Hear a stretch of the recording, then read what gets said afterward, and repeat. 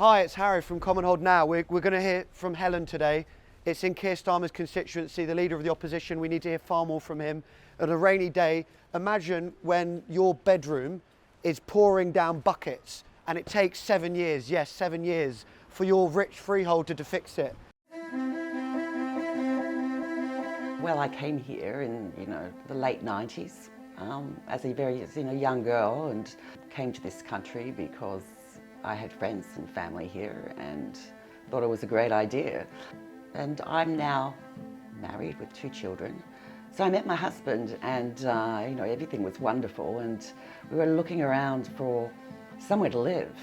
And as my husband travels quite a lot, I wanted to buy in a flat because I wanted to feel safe. I wanted to, I wanted to have some security. I wanted to be able to lock it up and go away.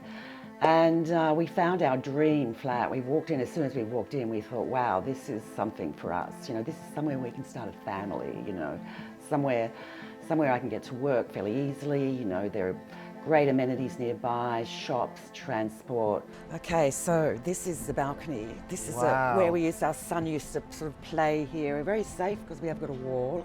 So this was a big plus point for you, buying into the development. I think it's important to have some outdoor area, definitely. Wow, what's that over there? So, oh my gosh, those cranes. Yeah, there was a lot more development coming up, More leasehold. It was lovely until 2014, and then it just, a nightmare began. I just remember my son being in his pajamas and, shouting because there was water seeping through the ceiling onto his bed and around his bed. And oh no, it's falling around my bed. You might get a leak occasionally every, a few years or something like that. But this was something different. This was something, this is a massive flooding. And we contact the managing agent and they said they'd work it out, but sometimes it took days before they even came on site to look at the problems. And then they'd say, oh, well, we'll fix it. And then they would make attempts to fix it, but the same problem would reoccur over years.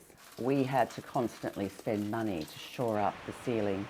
We had to put buckets into the void above the ceiling, so we had to punch a hole through the ceiling and get up there, put towels, and we had a lot of mould, and there was the bathroom was sort of got mushy and damp, and it was constantly damp. So it's been very stressful for my family. It's been very stressful for me as well. My son was diagnosed with a chronic disease when he was 15.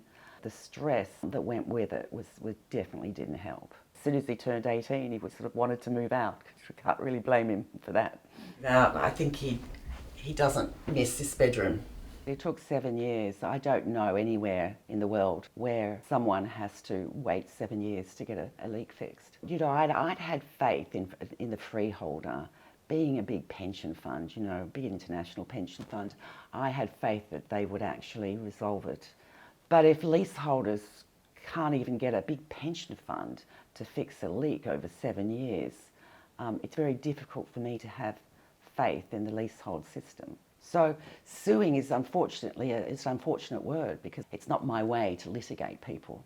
Leaseholders in this building have a lease with the RMC. We've all collectively bought out that lease from the developer. The freeholder doesn't have any legal accountability to those leaseholders. It has accountability to the residential management company. So any leaseholder that's affected has to sue the RMC, which means I would have had to sue myself. And I couldn't find a solicitor. They were all scratching their heads saying, well, we don't know what to do about that. I mean, I would have had to perhaps ask my husband to sue me. The respondent is not a party to the flat leases and owes no obligations under them. Leasehold law is not fit for purpose, in my opinion. It's just, if I can't legally get, as a leaseholder, my freeholder to fix my leak, there's something wrong with leasehold law. That's why I really believe in the system that I know well, which is, with strata in Australia, I think the Commonhold approach is really sound. It gives leaseholders control to collectively manage their costs and manage the buildings they live in. So when this sort of thing occurs, they can just get on with fixing problems.